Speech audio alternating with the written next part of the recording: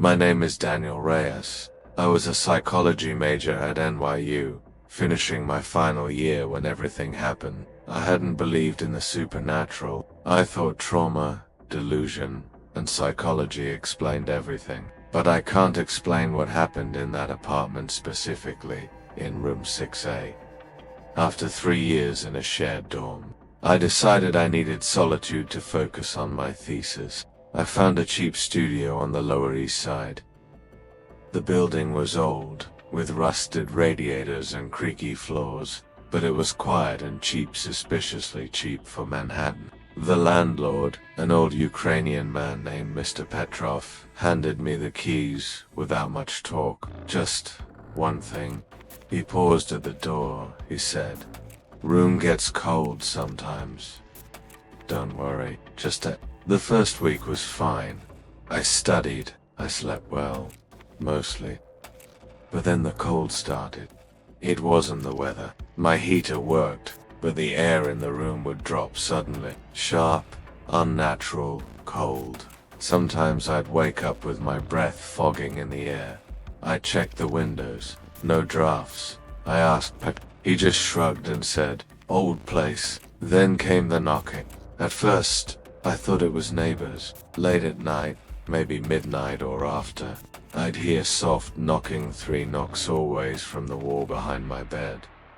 But I didn't share a wall with anyone, just the emergency stairwell. Still, I knocked back once, out of some weird instinct. The reply was instant. 3 slow knocks. The next morning, I found faint scratch marks on the inside of my door, like fingernails.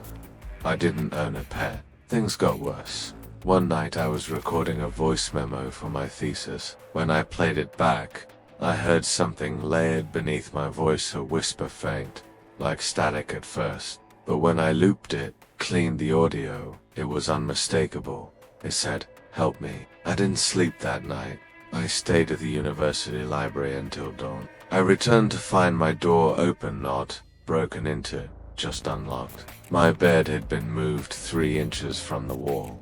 I measured. I know it sounds crazy, but I measured everything after the cold started. I started researching the building. I couldn't find much online, but in an old NYPL archive, I found a police report from 1974. A student, Elena Moss, had died in that very room. She was 21, found hanging in her closet, declared a suicide. Her roommate had claimed Elena had been hearing things, talking to the wall. That detail froze me. I confronted Petr. He didn't deny it. He just said, "Bad energy stays sometimes. You don't believe, you're safe. You believe, then it sees you." I left that night, slept on a friend's couch. But curiosity got the better of me. I returned the next evening to pack my things. I brought my friend Malik with me, just in case. At exactly 11:46 p.m., the room turned ice cold. Malik noticed it too. He kept asking, "Why is it so cold, bro?" I told him we'd be quick. As I packed, I felt a pressure on my chest, like anxiety but heavier, physical. Malik was by the door when he froze. I turned to him. His face was pale. "Someone's in the closet," he whispered. The closet was open, empty, but the mirror inside the door, the old cracked mirror, showed a figure. A girl, standing behind me. Long hair, bare feet, no eyes. I didn't turn. I couldn't.